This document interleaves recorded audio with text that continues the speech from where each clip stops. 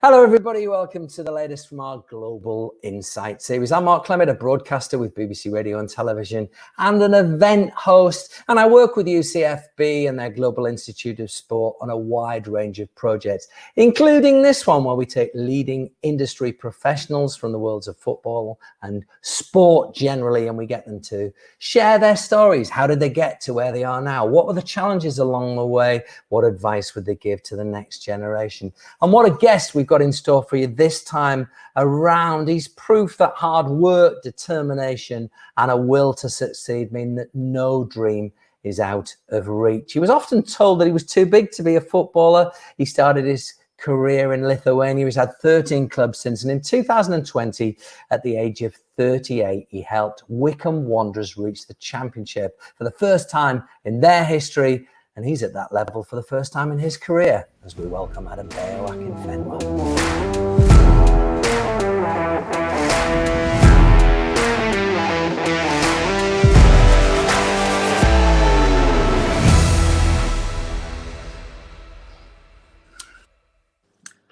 So let's get straight down to the obvious question everybody asks, Bayo.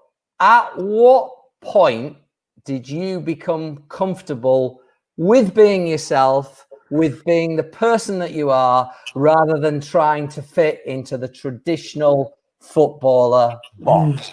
You know what? It's a good question. I guess when I was probably 30, when I was 30 years old, maybe a little bit earlier than that, 28, where I became comfortable enough with, look, I was always comfortable with me as a person because that's just how I was built. I never changed. It's not like managers throughout my career was, I think if you do this, you could do this. I think you could. I was always comfortable with me. But when I literally became comfortable with me as an individual was when, like, I don't know, reporters would only talk about my size. Reporters would only say, oh, you got a good touch for a big. And I remember it used to always jar me. I was like, why are you putting a hindrance? It's like you're giving me a backhanded compliment. And that used to jar me. And then I think it got to a point where I was like, look, B, as long as you're comfortable with you, it actually doesn't really matter what anybody else says. And I think, so I'd say it was the 100% the latter stages of my career. And I keep saying to the young boys now, I'm like, as soon as you get comfortable with who you are, I promise you, the better you will be as an individual. And I just wish I'd learned that, like, when I was younger, if you know what I'm saying. So I'd say it was the latter stages of my career. I mean, I wonder, when you're trying to establish a foothold and maybe not getting the goals that you've subsequently got, or the assists, or all the things that are now a big part of your play, I guess you do try and conform and stick yourself in the traditional box, do you? Yeah, no. I want to say I did. And look, I always think that with being a footballer anyway, most jobs, with a footballer, confidence comes. Like, everybody needs the element of confidence. And I laugh now and I keep saying a confident B, people that play with me know a confident B. So when I'm confident, watch out. So we all need that confidence. So when things ain't going right, of course, it takes away at your confidence. But I wouldn't say you then therefore trying to conform. I wouldn't then all of a sudden start running the channels. Like, that's just, it's not my game in that sense, sort of thing. But I always look at it like this. You have to continue. When you're somebody or something that's against the grain, you have to continue to achieve, because ultimately when you don't, it just becomes, I told you so. And that's literally what it is. So when you don't score, don't have a good game, it's all of a sudden, yeah, you know what? We always knew you wouldn't be able to continue it, or because you're going against the grain. So for myself, it was never a form where I had to conform. But then at the same time, I'm not sitting there saying my way was the only way. There was times I had to be fitter. There was times that a manager came into a club and said, listen, I want to play this way. So it's either you kind of get on board or leave, and it's not that easy to leave. So you then have to be like, okay, look, nobody can tell me I can't. So if I have to try and get fitter, so be it. You know what I'm saying? But the conform word, I don't think that was ever with me, because like I said, even though it was the latter stages of my career that I became comfortable with me, I was always me, if you know what I mean. Yeah, well, and yet you carry this enormous energy and enthusiasm now. But any pro that's making their way, particularly when you struggling for a foothold to find the club that feels like the right fit, Yeah. I guess is always looking and being influenced by those around and things. Was it? I think I know you well enough to ask this question. Was it consumption? Was it lifestyle that led you to your physique we all know of you? No, you know what? Listen, my story was, I was always a big guy. If you've seen both my brothers, we're big. Like we look like some wrestlers, a wrestling trio. We're some big boys. I've come from my genetics like that. And for me, it's crazy because throughout my career, I always scored goals. Throughout my career, every club I went to, I scored goals. But again, I know I've never been built like a footballer. So like I said, because I am not a traditional footballer, I believe football's a traditional game. So when you come in, what's easy for your mindset is a footballer should be 12 stones, 13 stones, be able to do this, be able to do that. And that's literally how the game was. So when I was going through trying to find, I won't say a place for me, but going through my career, which, like anybody, I don't care, in any walk of life, you have your ups and downs. There's times where you feel like, oh yeah, this is my time. And then there's times when you don't. And of course, when you're younger, you've gone through less experiences. So you are a little bit more, and I said this, I work so much harder at the age of 38 when I actually don't have to because I am 38 than I did at 28, at 24. And that's just because for me, you learn. Every day is a learning day and you learn from your experiences and it shapes you. So my why is different from when I was 21. So my reason when I was 21 was just me. It's just me. Ultimately, I wanted to be a professional for myself, but it was just me. Then at 24, it was the same. If you don't make football, then you go work at somewhere else. At 25, I had my first daughter. So then your reason and your why starts to change. So ultimately, it then moves away from just being about you to, at the end of the day, I've got a responsibility. And then look, at 38, I've got 5 kids. So my reason and my why is totally, it just changes where you are in life. And I think that's okay. I think if anybody talks to a 21-year-old them before they had responsibility, life experiences, it differs, and that's fine. What drove me at 21 is totally different to what drives me at 38. The irony is we've just talked for 3 or 4 minutes about your physique and stuff, and I'm looking at you and I think you look it's crazy. It's mad. But I would say this, look, it probably is the leanest I've been in a long while. And that's like, it has probably been the leanest I've, and that comes into the conversation where, look, as you grow up or as you maneuver through life, you learn different things. And listen, I'm 38 now, so because I'm where I am in my career, in my life, like anything, I want to give myself the best opportunity I can. But then also, I keep saying, I've learned about me. And so nobody knows me better than me. So any manager or any fitness coach or any nutritionist can say whatever they want to say and say, follow this plan. But nobody knows, and this goes to everybody, nobody knows you better than you. So at the age of 38, I know what works for me. I know what don't work for me. I know what it is to maximize my body. And that's just where it's come to. And at the same time, I'm comfortable with being, we laughed just before, like, I'm comfortable not being the quickest on the pitch. I'm comfortable with that. So when people want to talk, oh, fine, I'm not going to run past you. You can make jokes like that. It's fine. I agree. I'm with you on that. So it's just, I guess, a comfortability of who you are as an individual. I mean, fit as in the fit of square peg, square hole, the right surroundings has got to be huge. Because let's be honest, before your Wycombe story started, you just got promotion with Wimbledon. There was a very famous moment in the post-match interview where you said, hit me up on WhatsApp, I'm out of a job. But you are embraced by a manager in Gareth Ainsworth and a group of players that completely and totally get you, love you. You don't know, but I've had a chat about you today before doing this with your manager. He said not only are you having a huge impact on the Championship, he said if he ever got to the Premier League, he'd take you with him because he thinks you're that influential off the field. That's really important, isn't it? That lovely sense of arms around you. Do you know what? And I've said this, and I spoke to my team captain, Matt Bloomfield, a couple of days ago about this, in the sense where, look, I won't lie. Of course, there's a spotlight that gets shown on me, you know, with the whole being strongest. There's a spotlight. So that comes. So I said this, we played in the semi-final in the playoffs, and Fred Odedimra scored 2 goals, and they interviewed me. And I remember saying it to them. I'm like, this guy was the best player on the pitch. Like, why y'all not want to chat to me? So I understand that there's a spotlight that comes with me, but I couldn't have achieved half the things that I achieved without the boys and the manager. And that's not me just saying it because it sounds right. It is the truth.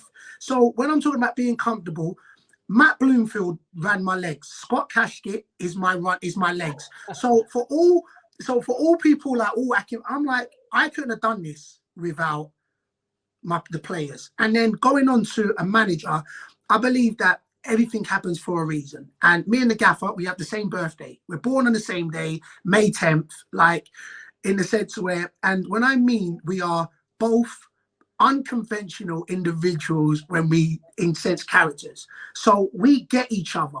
We totally get each other. And I hold him in the highest regards, in the sense where, look, it's very, very, I think the power or the testament of an individual is having that much strength to be able to say, look, I'm comfortable in my lane, go control the change room for me. And if you can't, then I'll come down and I'll put my foot down on it. And that's what Gaffer does. Gaffer's got so much confidence in himself as an individual that he's got 5 generals that he's like, you know what? I ain't got to do this. You lot are with each other day to day. Go run the changing room. And for me, that's the testament of the man. And in the sense where I've been in changing rooms, and we've all, listen, everybody can relate to this. They've had managers in any walk of life that are energy zappers, that as soon as they walk into a room, all of a sudden it either goes quiet or they're just like, oh gosh, what's he gonna say now? And that's not just football, that's somebody with authority. Gaffer is an energy giver.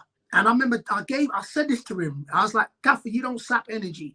Like, it is the most powerful thing to be able to fuse positive energy. And that's what Gaffer does. So at 34, I will not lie, I said this to Gaffer, I knew I wasn't finished at 34. When I left Wimbledon, I knew I wasn't finished at 34. Gaffer had a different plan for me, and we laugh and we joke about this all the time.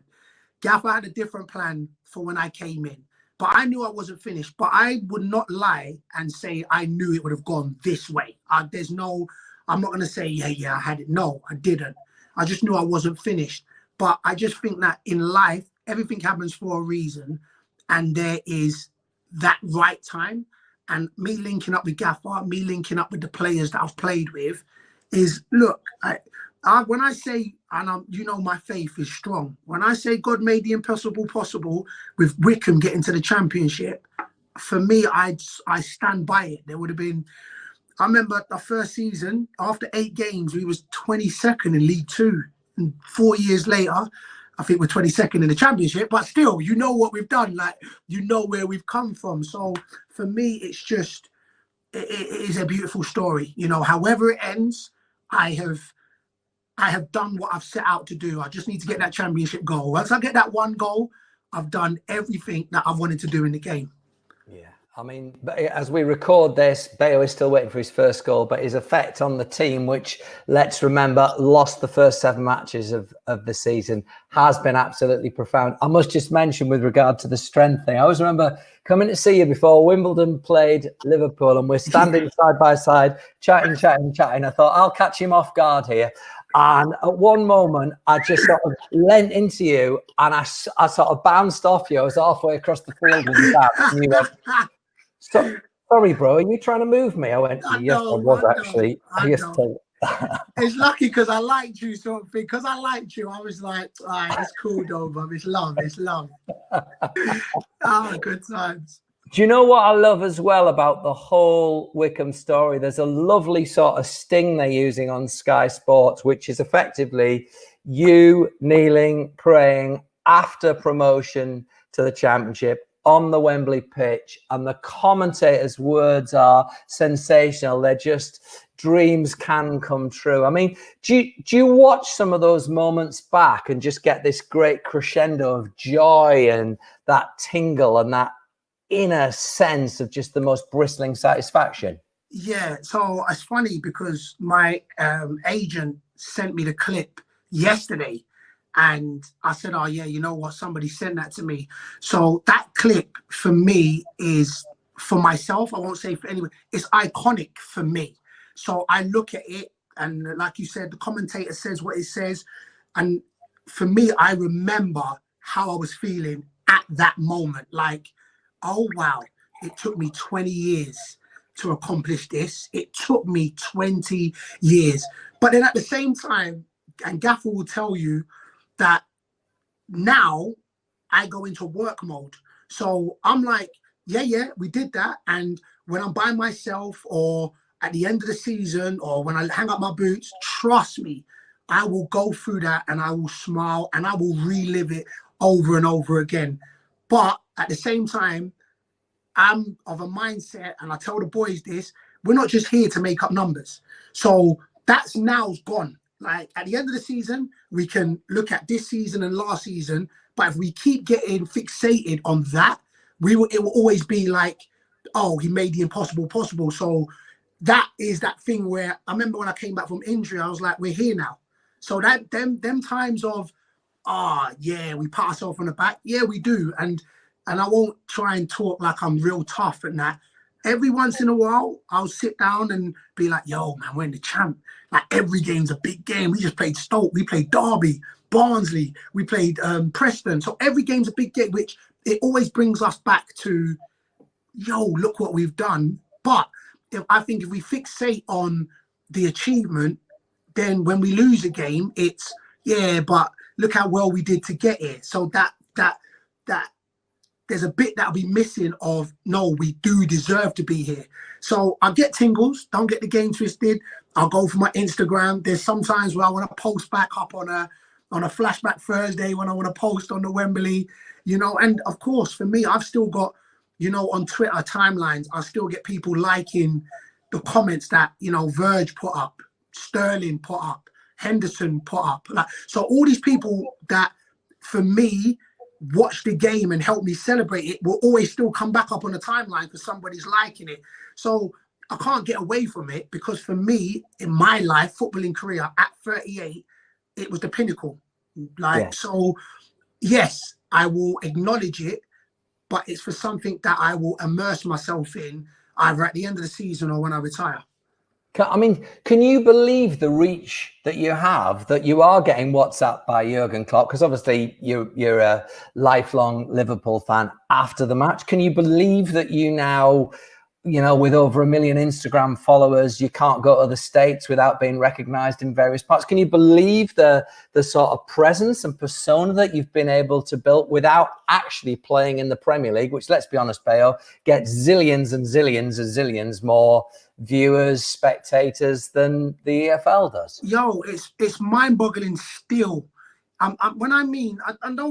Nobody will understand. I think sometimes because I'm assured when I'm I'm confident when I'm talking, people will be like, oh yeah, B knows. Nah, man, like I pinch myself when Virgil van Dijk would just send me a message like, yo, what's going on, big man? For me, I'm like, yo, that's the best centre half in the world. When Klopp's sending me a message, I'm like, wait, he's just won the Premier League. He is the elite of managers, and he's sending me a voice.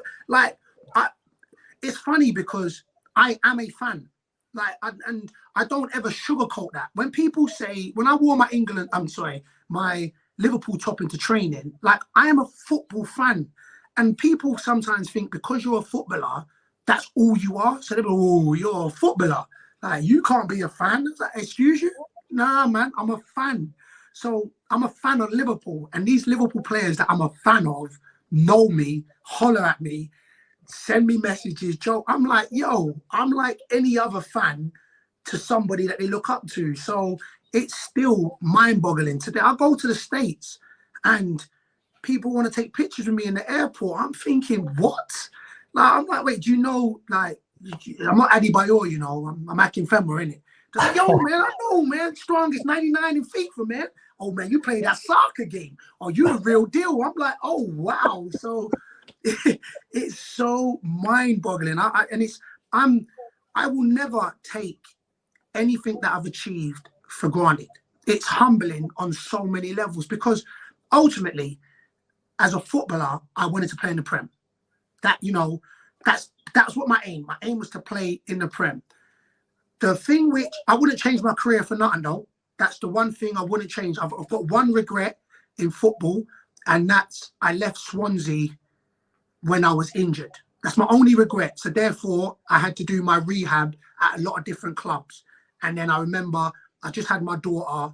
So I was like, listen, I have to sign because I'm not earning no money. I burnt through my savings. So that's my one regret in leaving Swansea. But as a footballer, I have no regrets. So I wouldn't change my career. But so if I sit down here, I didn't achieve what I wanted to as a kid because I wanted to play in the Prem. But what my life has taken me to and what I've been able to achieve in the game, it's mind-boggling. Like literally, it's just mind-boggling. And we don't know what the next chapter is yet. Oh, no. I've got to take you back because you alluded to the 20 years to get to this point.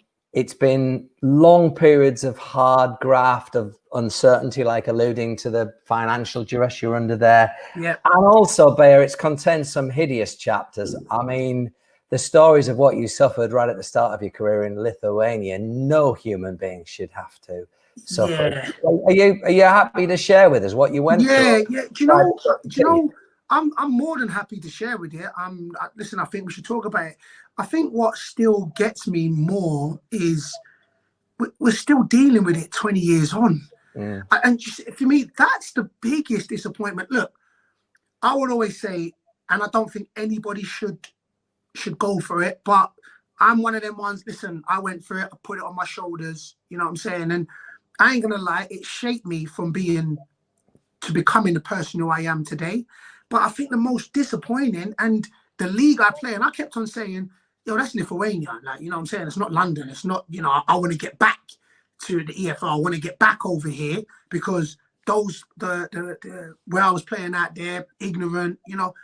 But 20 years on, we're still going through. And I think that's the disappointing. I mean, I was 18. So I was on trial at Watford. It didn't materialize. My agent at the time was married to a Lithuanian. His wife was Lithuanian and she had connects. Well, anyway, I don't know who the connect was, but the president of the club, which was FK Atlantis, came down and watched my last game at Watford. Said, you know what, he likes what he sees. Would I want to come out for a trial? I ain't going to lie, 18, weren't great in geography, didn't know where Lithuania was. So I was like, yeah, it's okay. It was like, look, we played well and we're in European, so we're in the UEFA Cup. So I was like, okay, cool. They was like, would you want to come out for a trial? I was like, fine. In my head, I'm thinking, if I go out there and they want to sign me, I can use that to help me get a club over here. So be like, listen, oh man, he's good enough that a European club wants him, sign him over here. So I went out there in September, landed in Vilnius, went to the city of Klaipėda, where I stayed. That was 4 hours from the city centre. September, weather. Summer was hotter than London. So I'm thinking, oh, this ain't too bad, you know, but still had no plans to sign for them. But anyway, after 3 days, they said, we want to sign you, put a 3-year contract in front of me.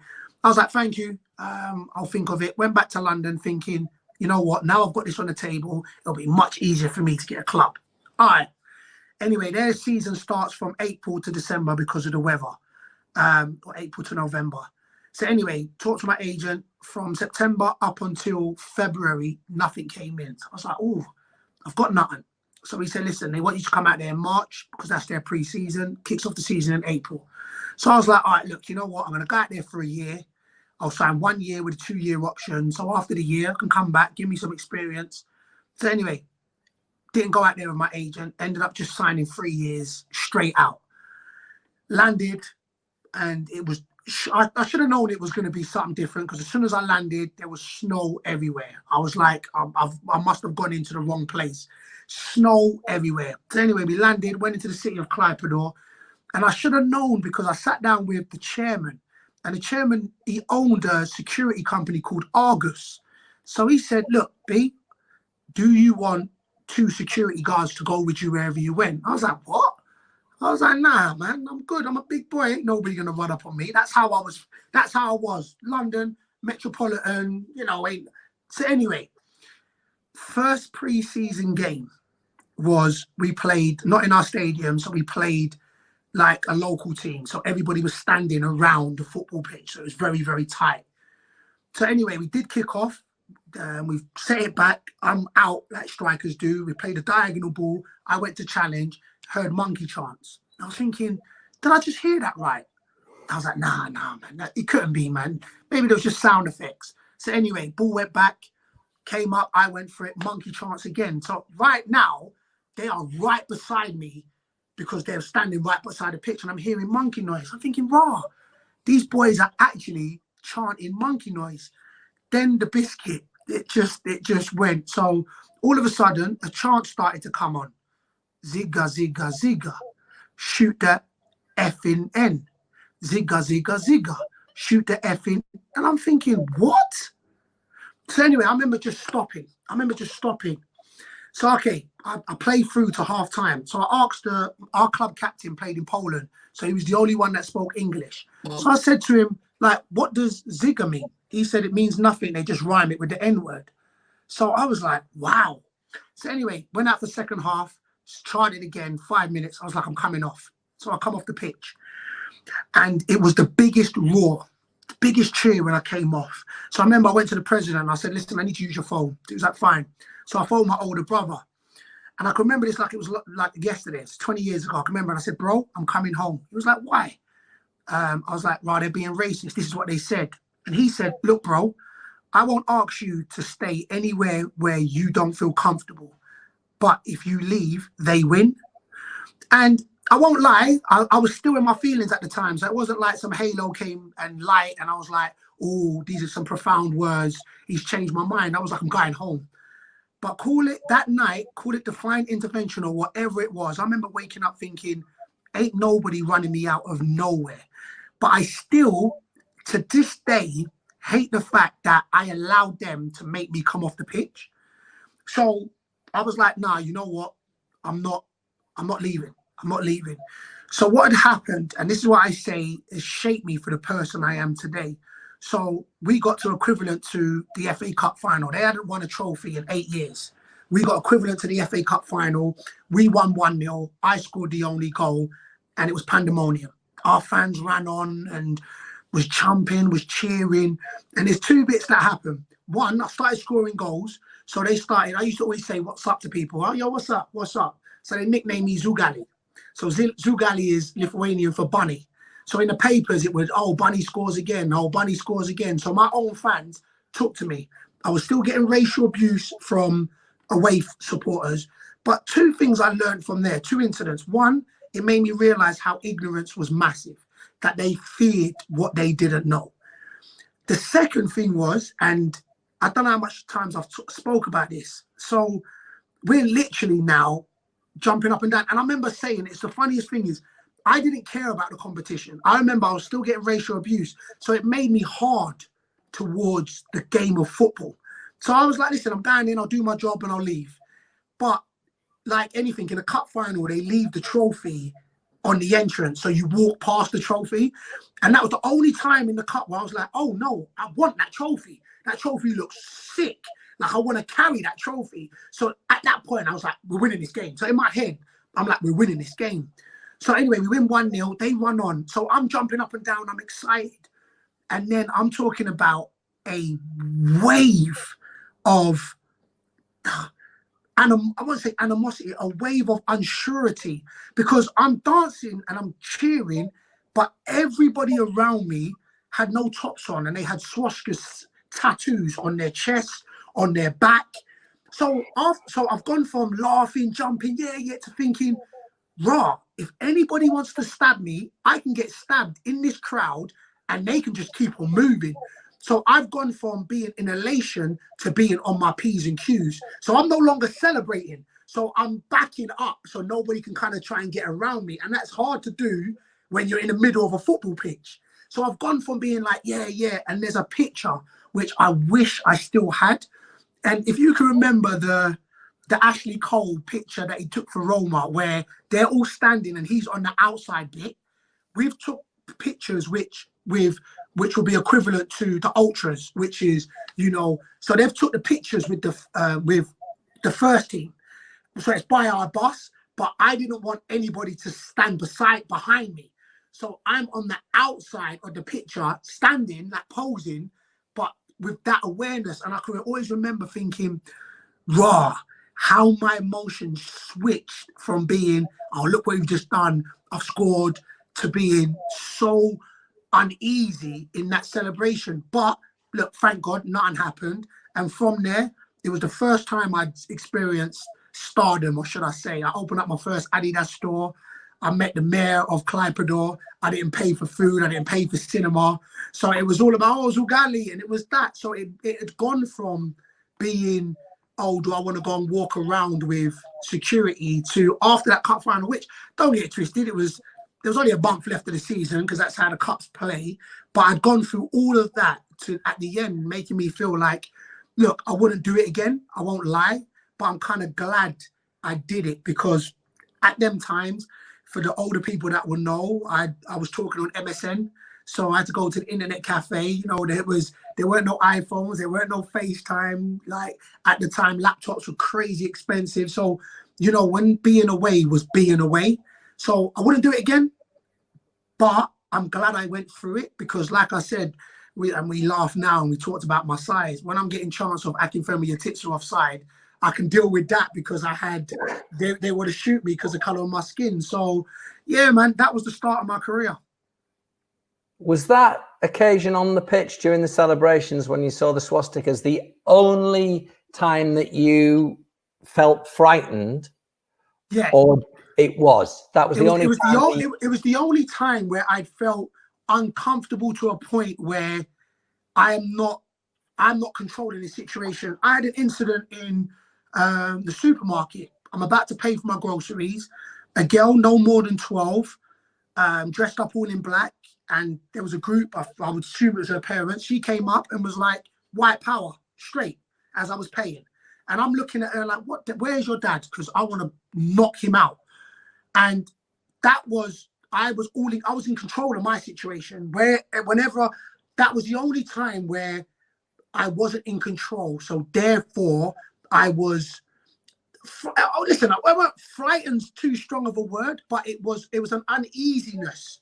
I'm not controlling the situation. I'm in the middle of people with stickers, swastikas, skinheads, Dr. Martin boots. I'm in the middle. So there was no control. There weren't no, for me, if anything had kicked off, there weren't no quick exit for me. Whereas wherever I was maneuvering, I was always on my P's and Q's. I was always on, look, well, you know what? There's a sense of you have to be aware because of the surroundings I was in. So that was the time where I keep coming back to it, where I was like, shit, look what's going on, or look where I am. So, and it was such a quick change of emotion from being, I've had joyful days. So it's literally like celebrating the playoff win, smiling, hugging, and then all of a sudden everything just goes dark, and then you stop smiling, and now all of a sudden you're looking, right, if one person wants to do something to me. So yeah, that was the only time.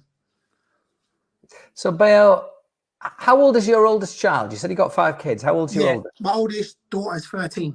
13.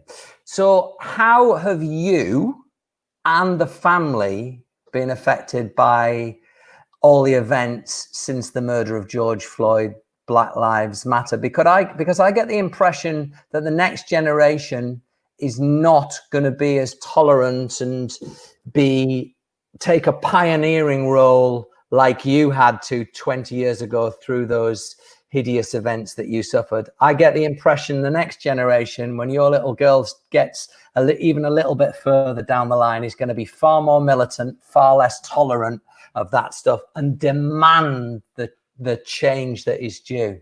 Yeah, I mean, listen, for me, it's affected us. I mean, there was one incident, I spoke about this, and for me, whenever I talk about it, I choke up.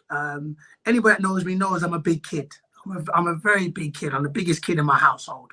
And my third child, so my son, who's 10, he's exactly like me, big kid, don't take much seriously. And on his birthday, we took a picture. And I remember he asked, why are people kneeling? He's like, oh, Dad, you know, why are footballers kneeling? This is when they came back. And I was like, listen, we're kneeling for change. Like, you know what I'm saying? We stand together, but kneel for change. This is what it is, you know? So it was like, oh, yeah. So we started talking about, you know, the inequalities, the racism and that. And it's funny because he just likes to play Fortnite, FIFA, Brawlhalla. That's what he likes to play. You know, I call him airhead, but, you know, he's just very relaxed in that. So he was like, for his birthday, he was like, Dad, we'll take a picture. I was like, all right, cool. He goes, we'll kneel down. I goes, yeah. He goes, Dad, we do a lot of things together, but out of all the things we do together, this is the one thing I don't want to do with my son. And I kid you not, I was like, first I was thinking, Rod, I didn't even know he felt like that. I didn't know he could articulate stuff like that because, like I said, he's very carefree. And for me, that was the most powerful thing that I took it. I was thinking, yeah, you know what? In 20 years' time, when my son's 30 or 15 years' time when he's 25, would he still be doing the same thing that I'm doing with my son with his son? And for me, that was the biggest thing. And I kept on saying this to people. I'm like, look, if you can't empathize with somebody of a different skin color and you say, listen, I've never dealt with racism. Fair enough. I get that. If you haven't, you haven't. But you have been wronged. You have in your life, you've been wronged for nothing that you've done. So, and that's the same thing as, you know, not having the equality because of the color of the skin, getting pulled over because of the color of the skin. It's, you know what, we're black or we're different color. So it's an injustice because of something of that we look like. And so that's the thing I say to people. So with the family, I think everything starts at home. I'm a big believer about that. Everything starts at home. So you have to have conversations. And the biggest thing we're doing, I think, because kids are innocent. So, you know, they're like, well, wait, don't they like us? Why? Because we're black. And of course, they can't fathom that.